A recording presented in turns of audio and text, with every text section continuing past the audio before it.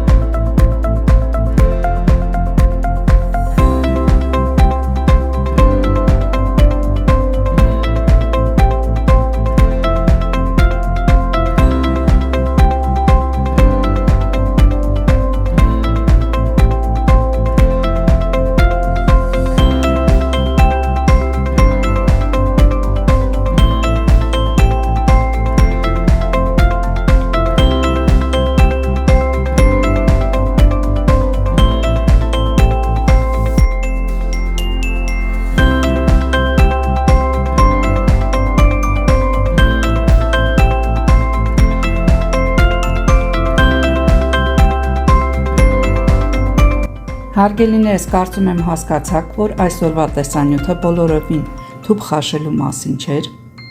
Ես ուզեցա կիսվեմ իմ տարբերակով, թե ես ինչպես եմ ձմեռվա համար պաշար հավաքում, թուփը ինչ տարբերակով եմ սառեցնում, որ ամբողջ ձմեռ տան անդամների համար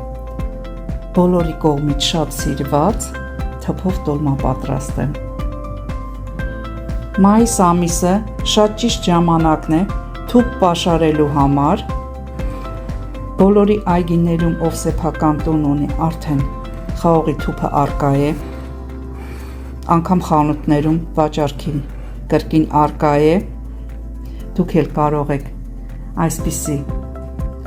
պաշար հավաքեք եւ ամբողջ ձմեռ օգտագործեք ձեր հավաքած թուփը, ձեր պատրաստած թուփը եւ չնյարդայնանաք, որ խանութի գնված թուփը պատրված էր, առողջ տեսք չուներ եւ դուք չկարողացաք սիրուն տոլմաներ փաթաթել, դրա իսկ պատճառով դուք ունեցեք ձեր սեփական սառեցրած թուփը։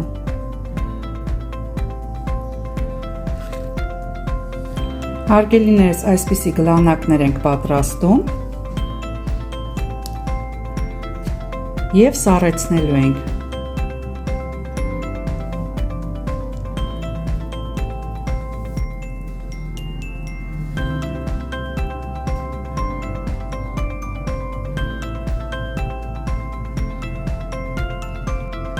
Ահա հարգելիներս, այս թուփը արդեն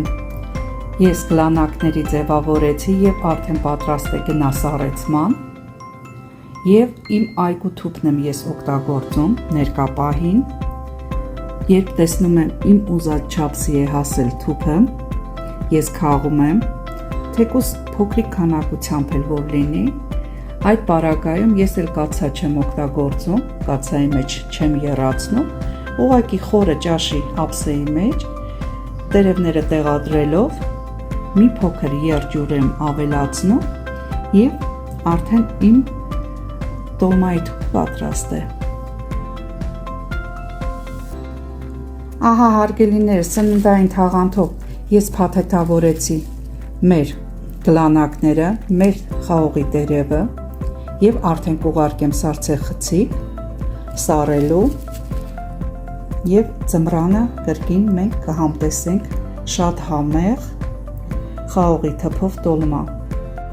Հարգելիներս, քանի որ ես մեծ խաղողի այգի չունեմ, ես շատ փոքր քանակությամբ եմ թփերը հավաքում, քիչ, բայց ամբողջ ձմռան համար ես պաշար եմ ունենում եւ հավելեմ, երբ որ թուփը հետ է գալիս, նոր քաղած եփած թփից ոչ մի համային առումով չի տարբերվում։ Ահա տեսնում եք, այս թուփը սառցե խցիկից արդեն հանել եմ, ինքը արդեն հետ է եկել եւ շատ նուրբ, էլաստիկ տեսք ունի։ Եվ ասեմ, որ շատերը ասում են մենք թուփը հենց թարմ վիճակում ենք սառեցնում, չենք եփում։ Նշեմ, որ այդ տարբերակով էլ փորձել եմ, բայց համը ինձ դուր չի եկել։ Եվ հավելեմ, որ այդ վիճակում թուփը շատ հեշտ կարողանում է փշրվել եւ որ կրկին նյարդայնանալու կարիք չլինի, դուք այսպիսի տարբերակով փորձեք պատրաստեք եւ փակ տարայի մեջ փակեք։ Դուք կարող եք անգամ խորը տարա վերցնեք, ամբողջովին ինչքան ուզենաք փաթաթեք եւ հանում եք հետա գալիս թուփը եւ ինչքան ձեզ պետք է օգտագործում եք, կրկին տարայի բերանը փակում եք եւ տեղադրում եք սառցեխցիկը։ Ու ձեզ ասեմ, որ շատ համեղ է ստացվում, շատ նուրբ է ստացվում տոլմաները, դուք էլ փորձեք եւ կարծում եմ այսօրվա ձեր հետ կիսված իմ խորհուրդը ձեզ օգտակար կլինի։ Դուք էլ աշխատեք այս տարբերակով պատրաստեք եւ կտեսնեք, որ իրոք շատ համեղ են ստացվում տոլմաները, թուփը չի վնասվում, չի փչանում, համային առումով ոչ մի տարբերություն չի լինում, ինչ որ տհաճ համ, որը ես նկատել էի